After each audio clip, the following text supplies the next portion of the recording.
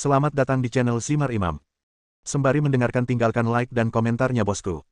Jangan lupa pasang headset kalian. Siapkan kopi dan camilan.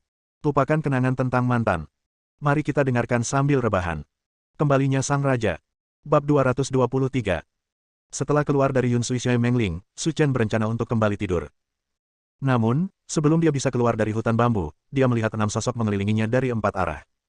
Setelah melihat sekeliling, Su Chen menemukan bahwa dia mengenal 6 orang itu. 3 di antaranya adalah Xiang Junliang dan 2 adik laki-lakinya yang lain.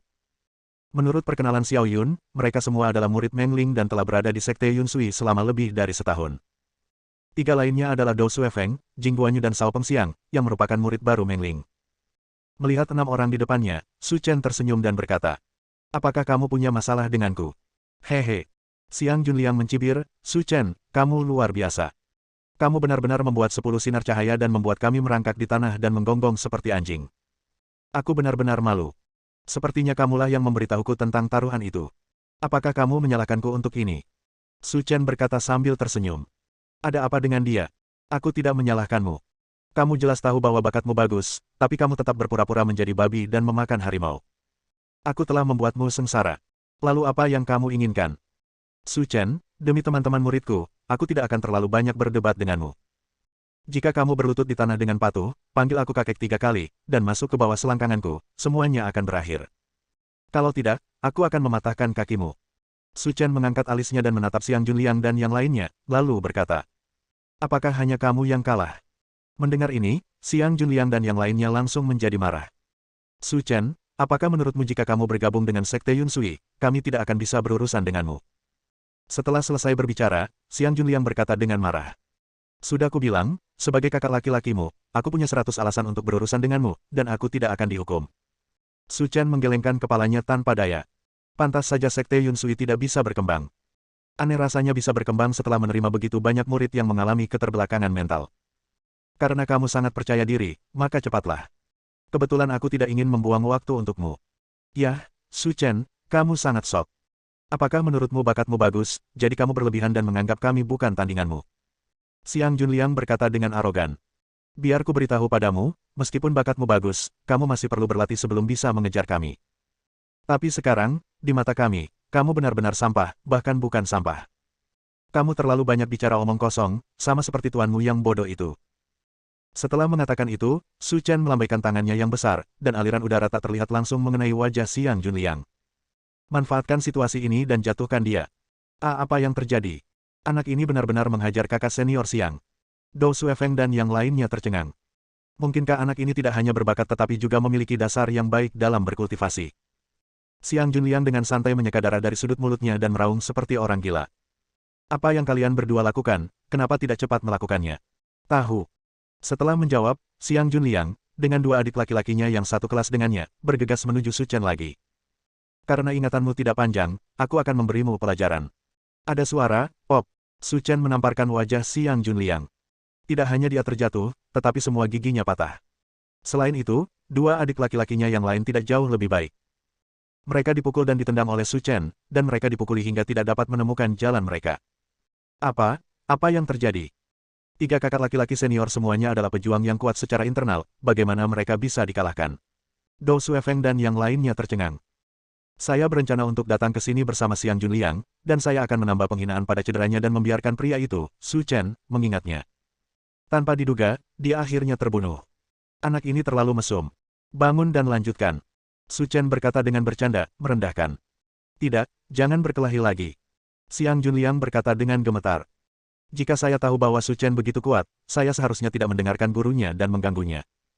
Jika kamu mengatakan aku tidak akan bertarung, maka aku tidak akan melakukannya. Apakah menurutmu aku, Su Chen, adalah orang yang baik hati?" "Su Chen, jangan seperti ini. Bagaimanapun, kita adalah saudara di sekte yang sama. Jangan menaruh uang di mukamu, kamu belum memenuhi syarat." Ya, kami tidak memenuhi syarat." Xiang Junliang mengangguk berulang kali dan memohon belas kasihan. "Su Chen, kita sudah mengaku kalah, bisakah kita pergi sekarang?" "Kamu boleh pergi jika kamu mau. Hancurkan saja kakimu dan merangkak keluar dari sini." "Apa? Hancurkan kakimu?" Xiang Junliang dan yang lainnya berteriak tak terkendali. "Jika kaki Anda patah, bukankah hidup Anda akan berakhir?" Tidak apa-apa jika kamu tidak mau melakukannya, maka aku akan melakukannya sendiri. Jangan, jangan. Xiang Junliang dan yang lainnya berkata cepat seperti kalkun goreng. Sekilas Su Chen adalah karakter yang kejam. Jika dia menunggunya mengambil tindakan, itu tidak akan semudah mematahkan kakinya.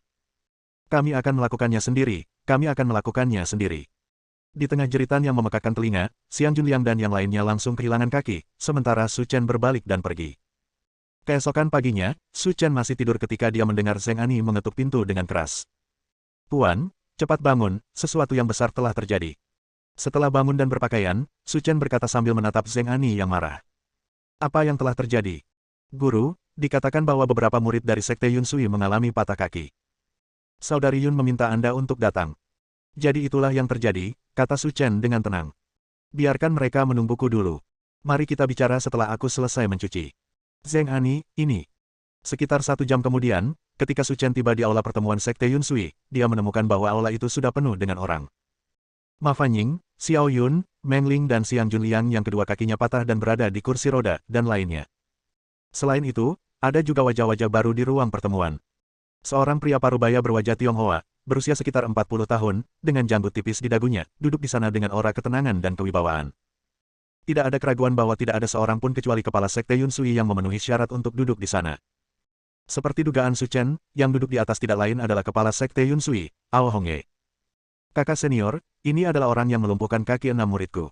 Kamu harus membuat keputusan untukku. Begitu dia melihat Su Chen, Meng Ling segera mengeluh, berpura-pura menyedihkan. Mereka baru saja bertemu kemarin. Seharusnya tidak ada kebencian yang mendalam di antara mereka. Apakah ada kesalahpahaman di sini?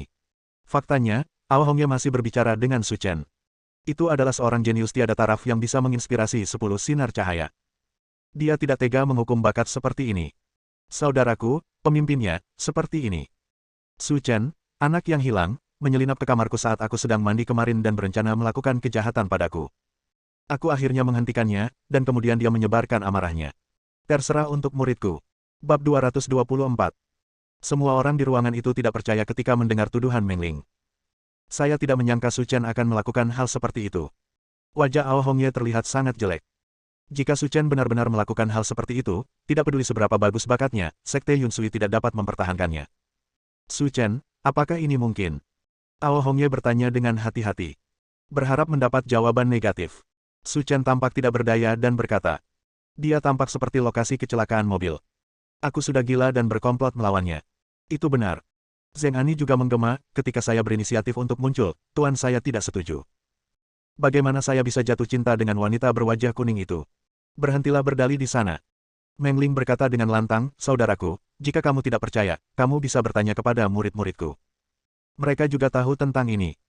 Benar, Su Chen ini memiliki wajah manusia dan hati yang buas. Dia ingin menganiaya tuanku. Kami telah melihat ini dengan mata kepala kami sendiri. Melihat momentum di sisinya ditarik kembali, Meng Ling berkata dengan arogan. Su Chen, sekarang kamu sudah punya saksinya, apalagi yang bisa kamu katakan untuk mencari alasan.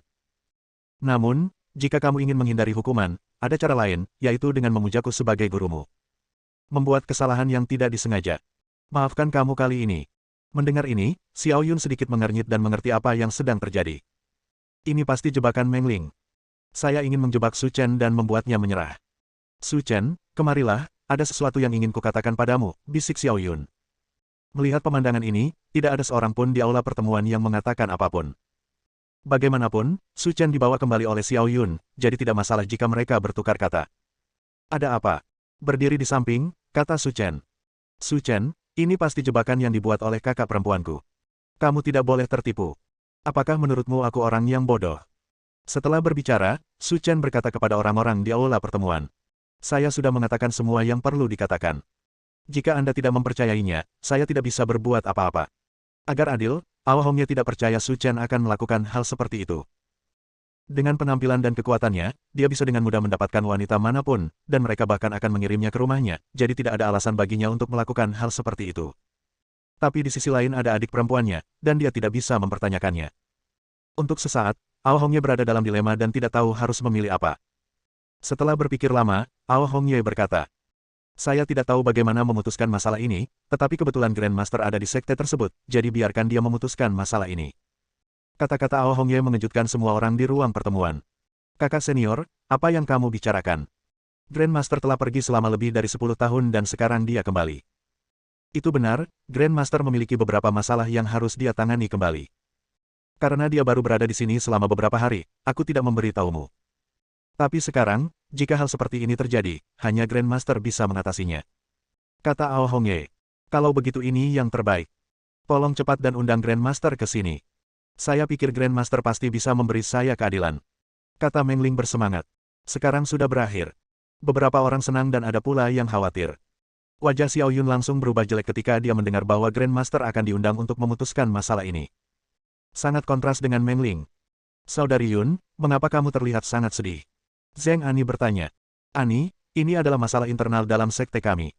Kamu mungkin tidak mengetahuinya. Sejak kecil, kakak perempuanku lebih manis dariku, jadi Grandmasterku menyayanginya dan selalu berbicara dengannya apapun yang terjadi. Jika sesuatu seperti ini terjadi sekarang, jika terserah tuanku, dia pasti akan berbicara dengan kakak perempuanku. Jika ini masalahnya, situasinya akan tidak menguntungkan. Beberapa menit kemudian, terdengar teriakan dingin yang mengatakan, aku kembali beberapa hari untuk bersih-bersih, tapi kalian jangan membuatku khawatir. Segera, semua orang melihat seorang lelaki tua berambut putih muncul di aula pertemuan. Tidak ada keraguan bahwa lelaki tua berambut putih ini adalah guru besar Xiao Yun dan lainnya. Tetapi, ketika Su Chen melihat lelaki tua berambut putih itu, dia hanya bisa menghela nafas, dunia ini terlalu kecil. Orang tua itu adalah Yan Yixian, yang diberi pelajaran olehnya beberapa hari yang lalu.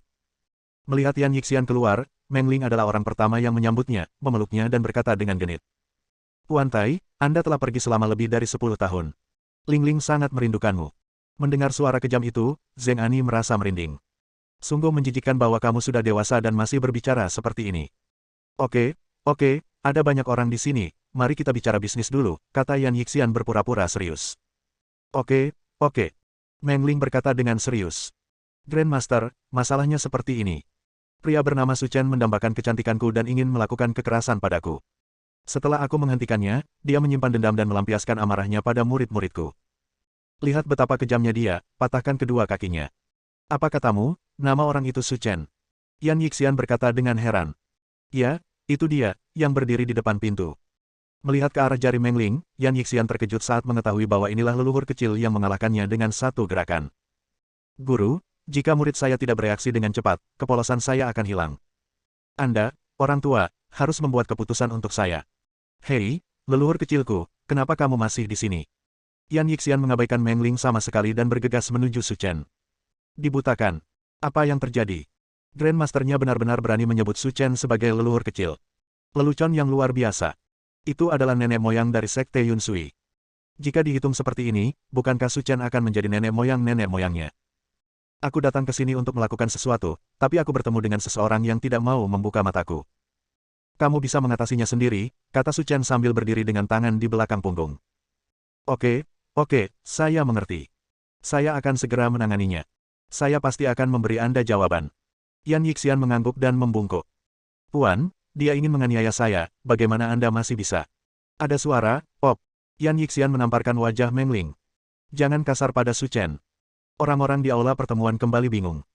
Semua orang tua di sini tahu bahwa Grandmaster sangat mencintai Meng Ling. Untung sekarang, dia dipukuli karena orang luar. Ini luar biasa. Tuan, kenapa kamu memukulku? Akulah korbannya. Meng Ling, meskipun aku lebih mencintaimu, tapi meskipun itu tuduhan palsu, kamu harus melihat kondisimu sendiri. Kamu tidak layak dianiaya olehnya. Bersambung.